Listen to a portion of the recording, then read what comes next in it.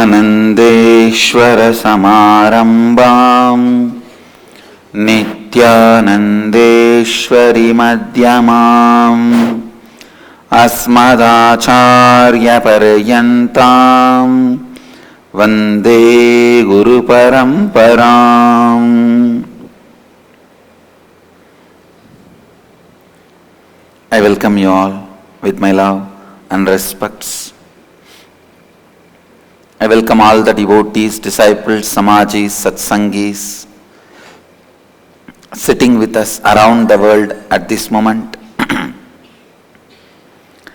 in so many places through Nithyananda TV, Sadhana TV and Lotus News Channel. इस समय हमारे साथ उपस्थित सभी दर्शकों और भक्तों का मैं प्रेम एवं आशीर्वाद सहित स्वागत करता हूँ. Today I will continue to answer your questions in the Nithya Satsang. Imbibe these tattvas, these principles as sathyas. The first question today is from Inner Awakening ID number 3, Chellaya, who saying, Swamiji, you said a person passes away and the being immediately takes another body. But here we do prayers every year for that being. The being will be celebrating his or her birthday. How will it help by we doing the prayers over his death simultaneously? Chalaya, it's a science, an important question, because this belief, or rather I can say this experience, makes us the real mystics. Please understand, only when you go beyond do's and don'ts, you become a religion. Till then, you are only a social cult. Only when you go beyond life and death, reveal the mysteries of life and death, you become religion. In that way, I feel blessed I am born in a religion. And I feel double blessed, more blessed, and I also discovered my religion. He's asking a question. You said a person passes away, the being immediately takes another body, but here we do prayers every year for that being. That being will be celebrating his or her birthday. How will it help by we doing prayers over his death simultaneously? First understand, all the last rites you do and the celebrations you do, prayers you do, everything is not for that soul, it is for your own completion with that soul. You carry a lot of incompletions with that being who left. So you need to do completion again and again with that being. It's a time you sit and do completion with that being. That is the essence. ध्यान से सुनिए. You doing completion with that being, for that being.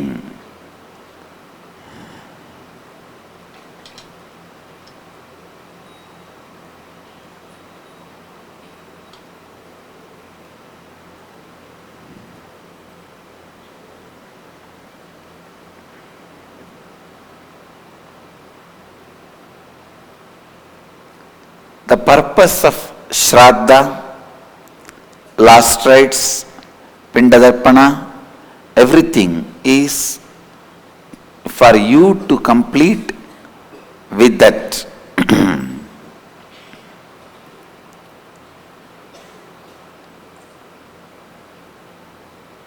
truth, with that being, with that person who left the body.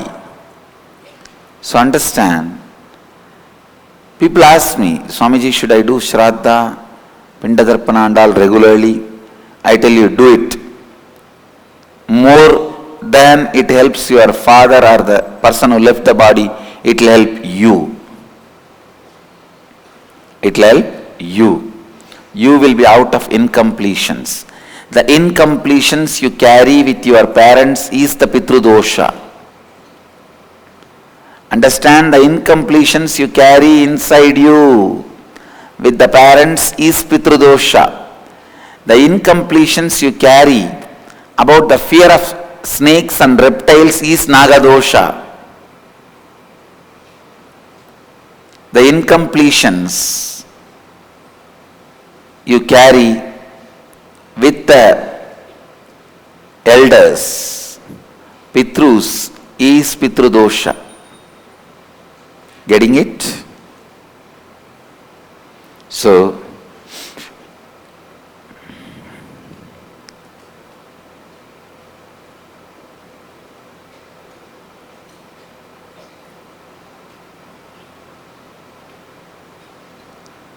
the person who leaves the body immediately takes another one body. Whatever you give, shraddha, pindadarpana, does not reach him. So understand,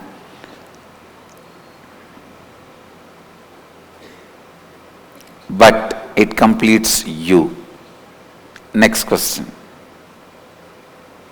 So we also have another related question from a devotee who's asking, what is the significance of doing Pinda Darpana through an incarnation?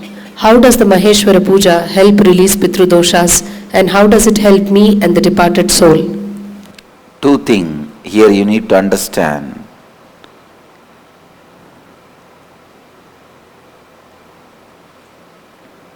The question, what is the significance of doing Pinda Darpana through an incarnation? How does the Maheshwara Puja help release Pitru Doshas, and how does it help me and the departed soul? First thing, understand. Listen, an incarnation is the space of eternal completion, physically, mentally, spiritually, is the space of eternal completion. Offering Pinda through him means the Maheshwara Puja is literally completing with your Pitrus, because when you offer him, when he assumes or receives the Maheshwara Puja given by you, for those moments he is direct representative of the Pitrus. And see, in the completion process, you would have received the instruction, if you don't have your elders with whom you need to complete are alive, if they passed away, if they are left, they are no more, ask some volunteer to sit and talk to him and complete. How many of you did that? Exactly the same thing. I myself sit with you and help you to complete with your Pitrus is Maheshwara Puja. Nothing else. That's all. I myself sit with you. Not only the completion of emotional words and everything. Anything else you have not offered to them. When they were alive, you treated them in some wrong way, incompletions. You didn't give food, medicine. You have a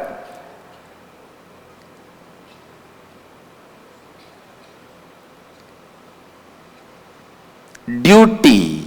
Each human being has a duty to complete with all the five.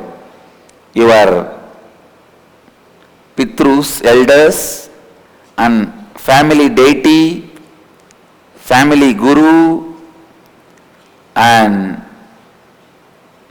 the parents who are alive, nature which is around you, and your Sadguru. All of you are expected to complete with all of them. So if somebody has left the body in this group and you have some incompletions with them, as a prayaschitta, if you did not give them food properly, but you swindled their property after they are died, after they are dead, you did not take care of them when they were alive, but you inherited huge wealth after they left. So if the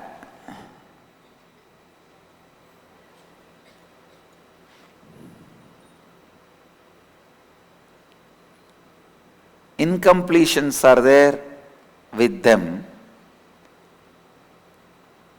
I myself sit and liberate you from those incompletions by accepting the food, and actually the soul which has left already, the food does not reach that soul, but the incompletion that soul carries with you, the soul will be liberated from it. Food itself does not reach, but the completion reaches that soul. All of you understand? See, it's like the incompletion you carry, you will be relieved from it, you become complete, and the incompletion that being carries, because of your incompletions, that being will be relieved. It's like you would have already taken the next birth. Suddenly you will see for no reason, he feels relieved from his karmas and he starts progressing in his journey wherever he need to progress. So it is like completing the completions in both the ends is the job of an incarnation when he accepts Maheshwara Puja. It is like when you sit and do shraddha or pindadarpana on your own, the responsibility is with you. When I sit and receive the Maheshwara Puja, the responsibility of completing you and completing them is mine and the sannyasis who sit and eat with me. So naturally it is my sannyasis, so that responsibility also finally falls only on my head. So Maheshwara Puja is method to complete with you and with that soul who departed from your life. And once you offer Maheshwara Puja, after that you may not need to do shraddha. Once the Maheshwara Puja is done, eternally the completion happens. After that, you may not need to do shraddha. Shraddha is more like you sitting and doing completion with your efforts. Maheshwara Puja is like making the completion happen in both the ends. Maheshwara Puja is done more as a prayaschitta. If you have done something really, really wrong, like not caring or not supporting, not taking care, and now you feel you need to complete with that being, then Maheshwara Puja is done. Otherwise, shraddha itself is enough. If you had a very good relationship when they were alive, and you feel you don't carry big incompletions, other than small emotional blockages, then shraddha itself leads you to completion. But completing with the people, even who left the body in your life, is very important for complete completion. एक अवतार पुरुष के माध्यम से पिंड को अर्पण करना ही पितृओं के साथ पूर्णत्ना करना है। अभी पूर्ण होते हैं और वो आत्मा को भी अपूर्णत्व से बाहर आ जाती है। श्राद्ध में पूर्णत्व का उत्तरदायित्व आपका है। जब एक अवतार पुरुष आपके पूर्वजों का पिंड स्वीकार करते हैं, वे आप और आपके पूर्वजों को पूर्ण करने का उत्तरदायित्व मेरा है।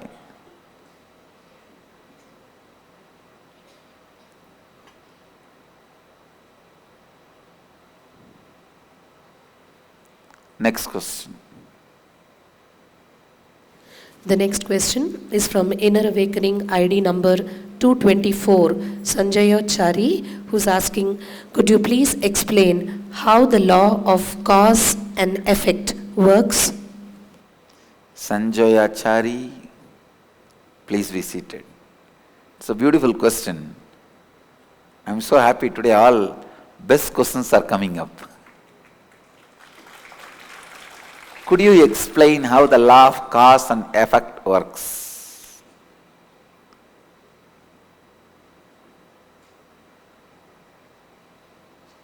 I'll answer layer by layer. If you don't know the connection between cause and effect and confused, you are in incompletion, utter unconsciousness. If you know the connection between cause and effect, you are in completion. If you don't know the connection between cause and effect, but you are in utter clarity, you are in the space of superconsciousness, what happens is called miracles. Listen, I'll repeat. If you don't know the connection between cause and effect, you are in utter confusion, you are in unconsciousness. What happens is called accident. If you know the connection between the cause and effect, you are in completion, means you are complete. What happens is life. If you don't know the connection between cause and effect, but you are in utter clarity,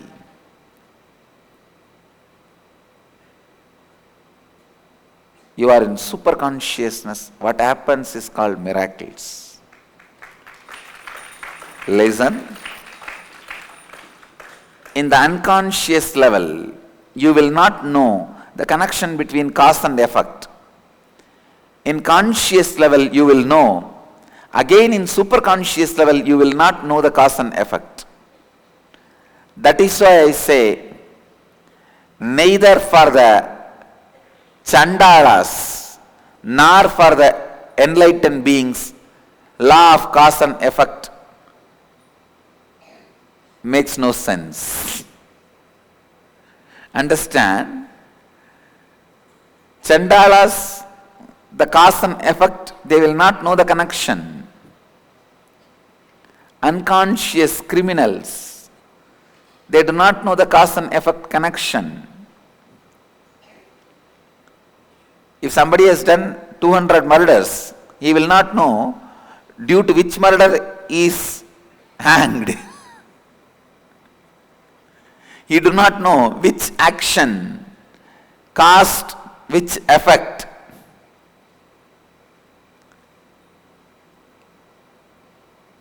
Neither Chandala nor enlightened beings are bound by the law of cause and effect.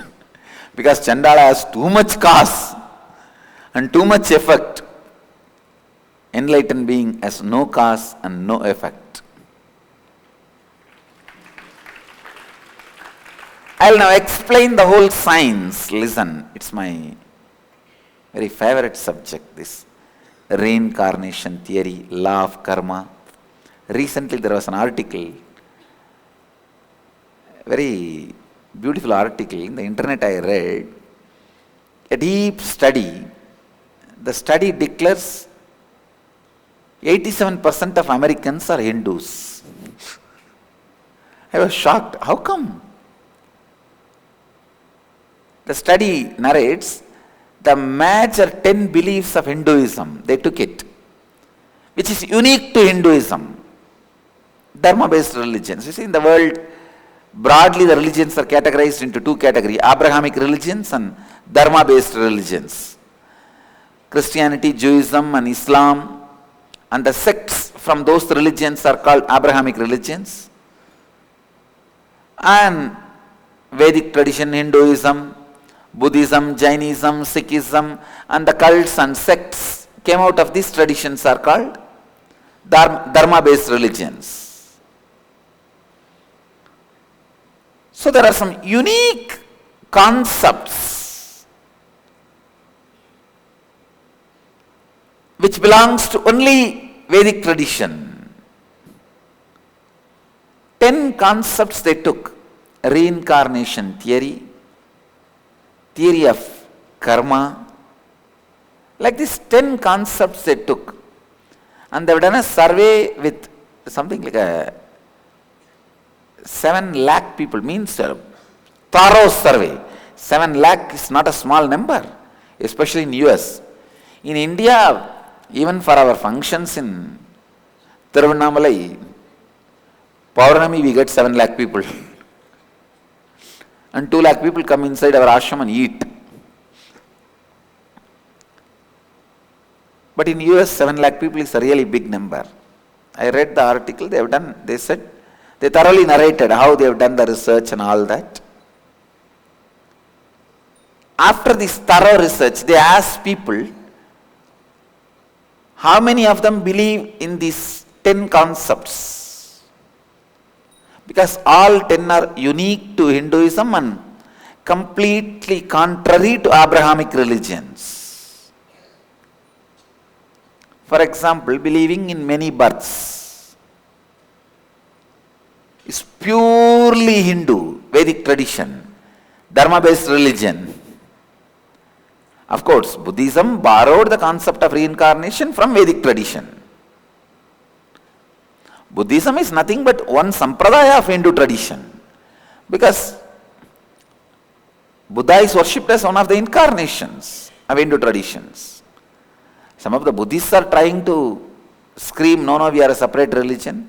It is like after I leave the body, after 500 years, few of my unconscious followers will scream, Nithyananda is a separate religion. That does not make Nithyananda as separate religion. Now itself I am declaring very clearly, I will always be part of Hinduism. I am from, for, be, in, with, will be in Hinduism.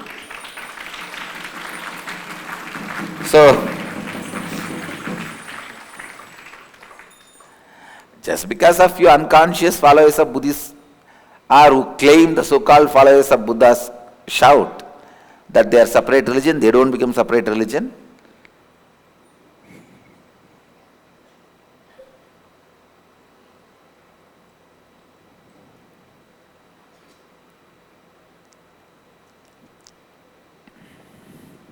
It's one part of Hinduism. Now you need to understand, the survey report is shocking. 87% of Americans believe in the top 10 truths of Hindu tradition. And next is the shocking. 1/4 of Americans do some form of Hindu spiritual practice every day. Please understand, 25% of Americans do some form of Hindu practice, like a meditation or yoga or something which they learned from Hindu source. Practice every day. I tell you, not for any pride or anything, I am telling you very straightforward. The countries, the civilizations, the societies which started thinking they can be satisfied only with Hindu tradition. The truths, because these truths only directly satisfies the search, the great seeking of an individual.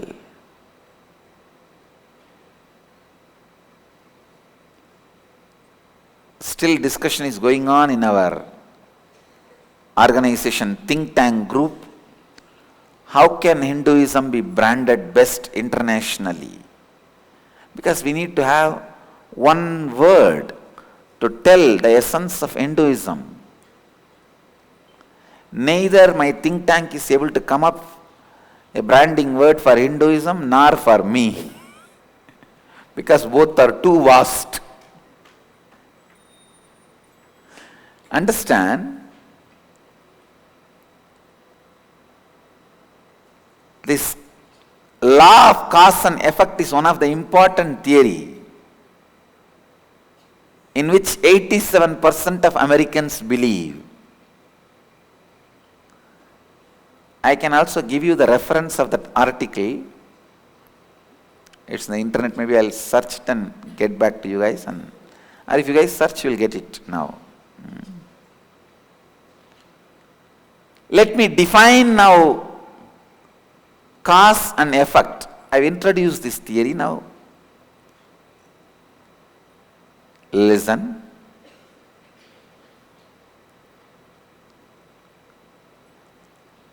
Cause is an action or a word or a deed or a thought creates certain incompletion in you and in others, pushes you to reap the fruits of incompletions in your life is cause. Listen. Thought or a word or an action happens in you, pushes you to incompletion and makes you experience incompletion with others and drives you towards completion. Effect. I am defining effect now. Effect is the incompletion multiplying continuously instead of moving towards completion is effect. I am defining cause and effect in the context of completion and incompletion because you are going through it. I will define in other sense, in a different context. I define the cause and effect in the context of completion.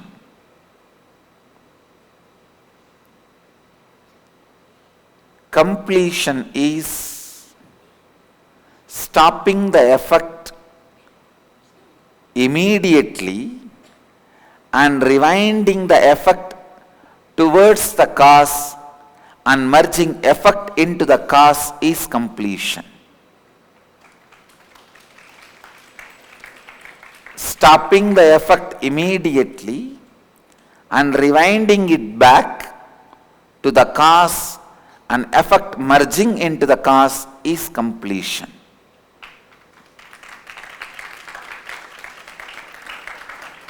Understand? I'll define the cause and effect in the another context.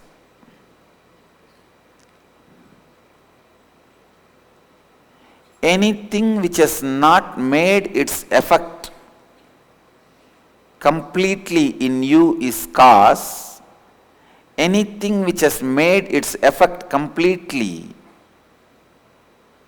please listen, anything which has not made its effect completely in you is cause.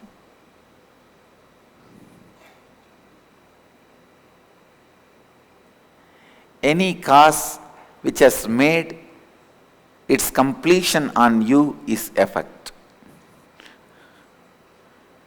Get it. Get it. If you have taken the Haritaki yesterday night, you can get it now, today morning. Listen. Anything which has not caused the complete effect in you is cause.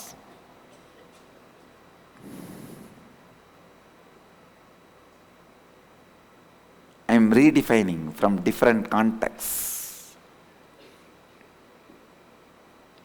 One more context. Please listen.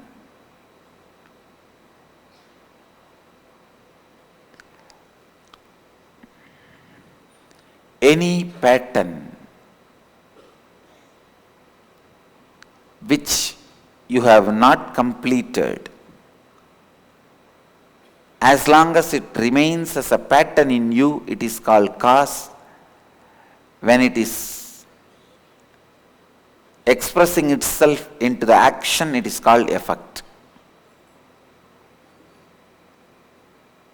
I have defined in 3 contexts. I am going to the 4th context. I am defining this cause and effect in different ways. Whichever clicks you, take it and start working with it.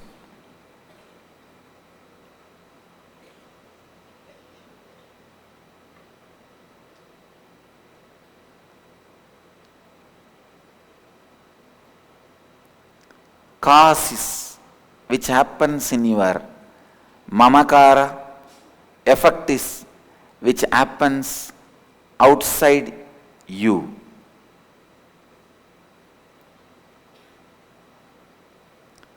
You need to know it is always from inside to outside.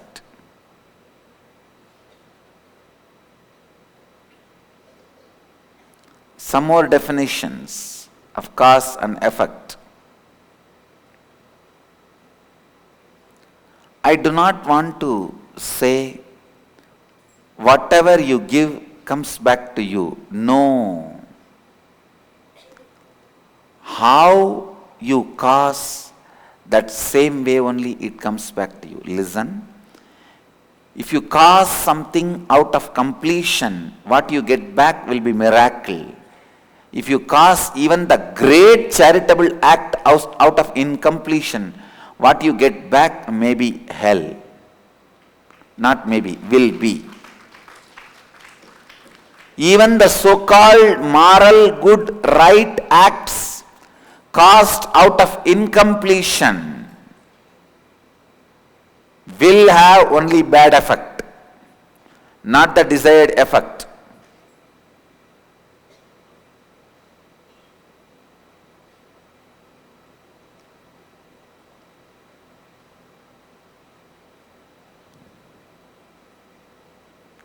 Karna's charity was not out of completion. Listen. It is out of a deep incompletion that he is not respected. What's the best way to receive the respect? What is Karna's mamakara? I am a failure, not respected anywhere I go. Because he did not know his parents' name. He did not know his origins. From the young age he was not respected. So his mamakara was, I am not respected. So he has to explode with ahankara. I have to be respected. I am respectable. So what is the best way? Do charity. Even his charity was from incompletion. That is why his death itself is because of his charity. The character of giving finally caused death to him. See, in every level, Indra comes and takes away his protection shield and the Karna.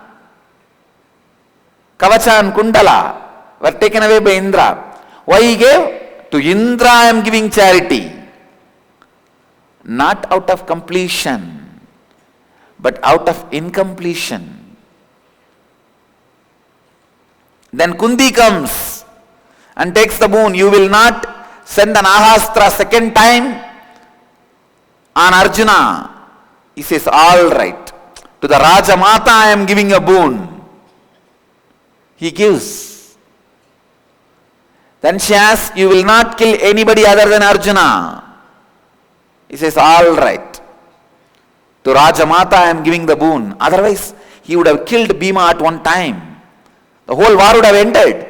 Because all 5 Panchapandavas took the vow, even if one dies, all the other 5 will walk into the fire. The fool. Even charity, giving boon out of incompletion, is dangerous. Then end of the life is charity. All that good karma comes and stands as a shield and protects him. Again Krishna comes and asks him to give all the good effects of that charity. See, you might have done the charity out of incompletion, but the people who received are complete, so their blessings are all there. Those blessings are standing and protecting him. The tadastu of all the people who received was standing and protecting him. Again this fool, knowing that Krishna is standing in front of him and asking, says, I am giving even to Krishna. Out of incompletion he gave that also away. Even the great acts like a charity done out of incompletion leads only to the wrong effect. Finally he is dead. Same way, even the sacrifice, tapas. See the Ravana's tapas? What a tapas! But just with one incompletion. Women don't accept me. From the young age, he had the deep pattern. Women don't accept me.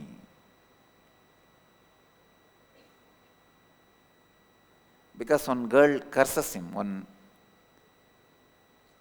Brahmin kid, he tries to force himself on her, she curses him.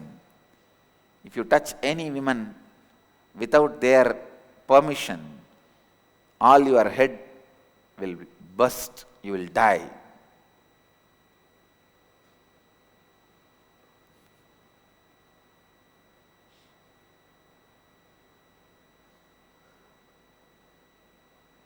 Just that out of that one pattern, he wants to be so powerful that all the women are around him. Just out of that one incompletion, he did all the great acts like a tapas and everything. Finally, even those powers, tapas, everything, only led to his destruction. Out of incompletion, anything you cause, you will have very serious wrong effects. Out of completion, anything you cause will have only effect of completion. So the space you are in is more important for understanding law of cause and effect. Please understand. People ask me again and again, why bad people are happy, good people are suffering. The so-called good people may not be in completion when they do certain acts. From outside it may look like good. Any receiver, Karna will look as a great charitable person. Only Karna knows he does it out of incompletion. Or even he may not know, he would have forgotten.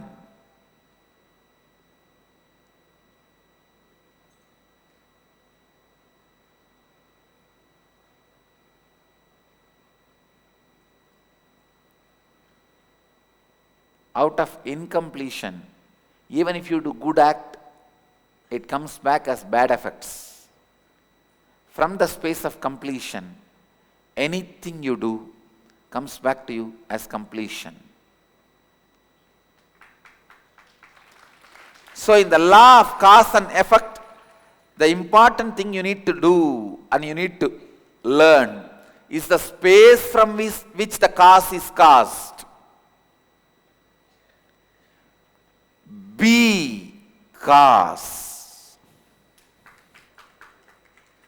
Because if you are not be and cause, you will be causing the effects for which you can't answer with because.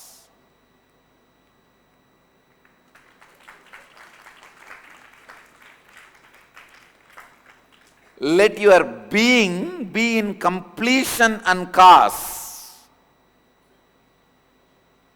effect will be completion. If your being is not in completion and it causes, the effects will be such you will not be able to give any answer. If somebody asks why, you won't be able to say because. No.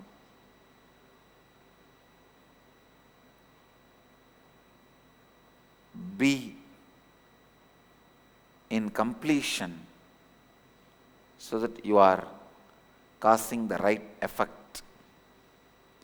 Be cause in completion. Be in completion and cause. Next question is from Inner Awakening ID number 199. Rohit Mohavir, who's asking, what is the significance of the tigers that you, Swamiji, are surrounded by? Oh, On the lions. Rohit Mohavir, this is not tiger, it's lion. This is called traditional throne, the simhasana. Means, listen, inside the space you carry is one lion. The outside life you make it happen, you cause is another one lion. The person who has conquered both under his control sits on Sinhasana.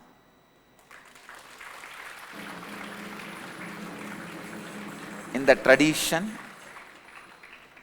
the kings who mastered their inner space and outer space, and enlightened beings who caused inner space and outer space, who have mastered the inner space and outer space, both king and enlightened masters, both sit on Singhasana, the seat of lions in Indian tradition.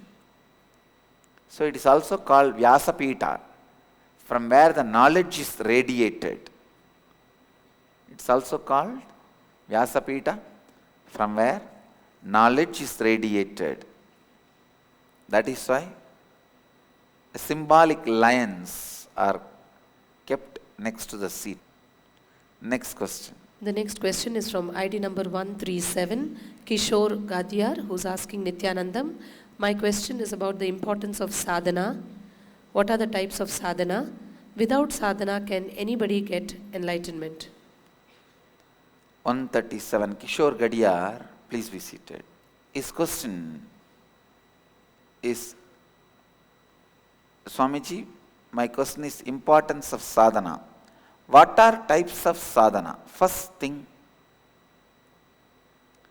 anything which moves you towards completion is sadhana. You are asking, without sadhana, what are the types of sadhana?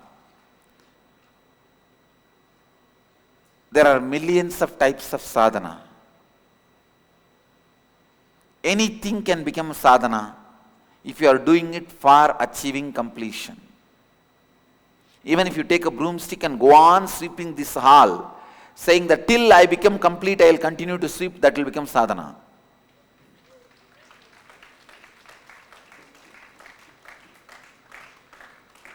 Anything can become, listen. What is the importance of sadhana? Anything which leads you to sadhana, anything which leads you to completion is sadhana, and anything you do with the purpose of completion is sadhana, and without the action to achieve completion, you can neither achieve completion nor achieve enlightenment.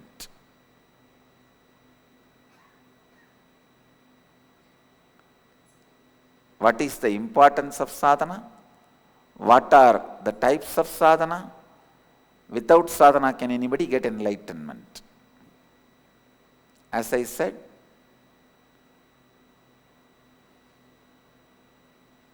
any action you perform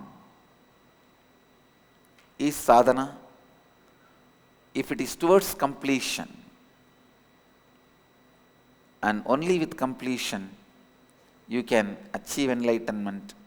You are asking what are the types of sadhana. Anything you do to achieve completion is sadhana. If you just sit and start blowing your nose, saying that till completion I am going to do this, that is sadhana. If you sit and start talking to yourself and declare till completion I am going to do this, that is sadhana. If you sit and go on pouring water on one stone and say till completion I am going to do this, that is sadhana. Anything you do towards completion is sadhana.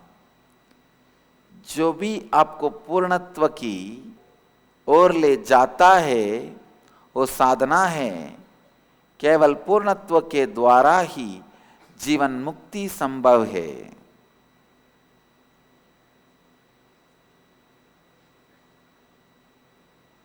Next question. The next question is from Inner Awakening ID number 96, Alec, who's asking, Dear Swamiji, how can integrity, authenticity, responsibility and enriching lead to extraordinary powers like materialization, teleportation and leaving the body in Sajiva Samadhi? Alec? Yes. It's a nice question. He's asking, how can integrity, authenticity, responsibility and enriching lead to extraordinary powers like materialization, teleportation and leaving the body in Sajiva Samadhi? No, not even Sajiva Samadhi, Nirbija Samadhi. The highest Samadhi you can achieve with these four tattvas. Understand? What is all these powers? It is nothing but when you are in integrity with the cosmos, cosmos just responds to whatever you think. Energy responds to matter.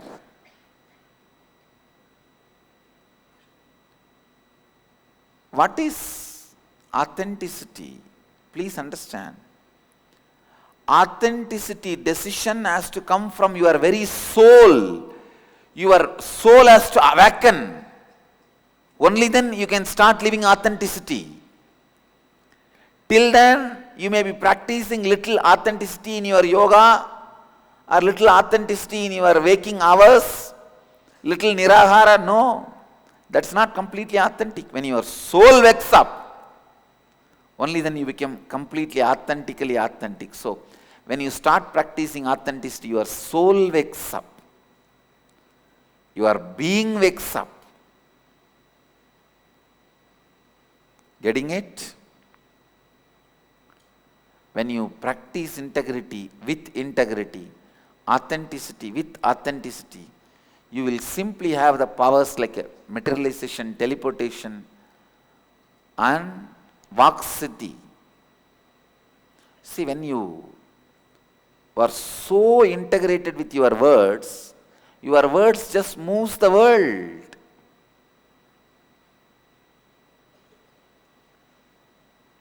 Your words can simply move the world. When you are completely authentic,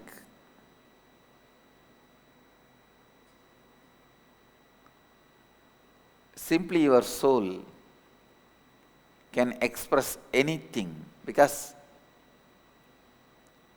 energy or matter both listens to your soul. Matter listens to energy. Leaving the body in Sajiva Samadhi means nothing but you can even, Sajiva is one type of Samadhi.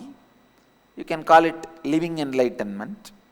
But I tell you, Nirbija Samadhi means Samadhi of no seed. By the four tattvas, when you live these four principles, or even while you are alive, you become completely the spiritual energy. There is no individual private corner in your inner space for you. It's purely only integrity, authenticity, responsibility and enriching living. No personal desires.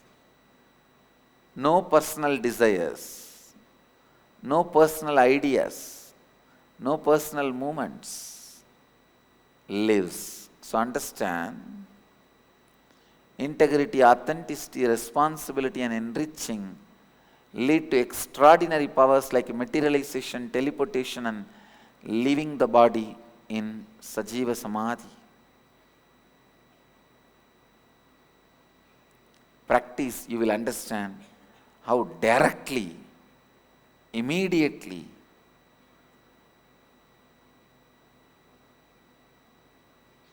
it leads you to Sajiva Samadhi.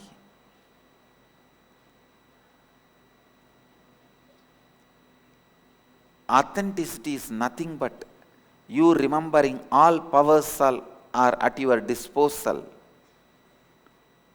You can just possess, express any power you want.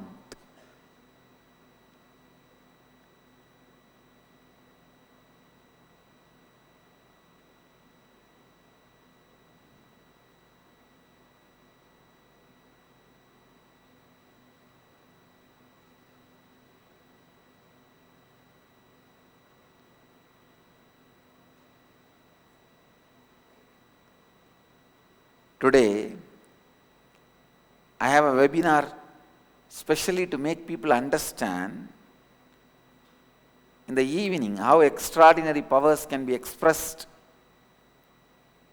through their integrity, authenticity, responsibility and enriching. Self-transformation is the ultimate extraordinary power. How it can be expressed? Experiencing the peak possibility of your life. Tonight, 8 p.m. Indian Standard Time, we have an interesting webinar in Nithyananda TV. Experience the peak possibility of your life. So, essence of today's satsang. Understand the principles of cause and effect.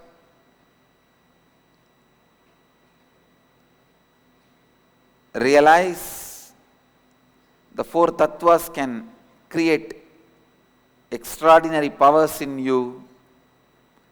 Enjoy your life by living these 4 great principles as life. Let you all achieve, experience, live, express, radiate, share and explode in eternal bliss. Nithyananda. Nithyananda Dhyanapitham, Nithyananda Nagar, off Mysore Road, Bidadi, Bengaluru. Phone 08027279999. www.nithyananda.org. www.youtube.com/Life Bliss Foundation.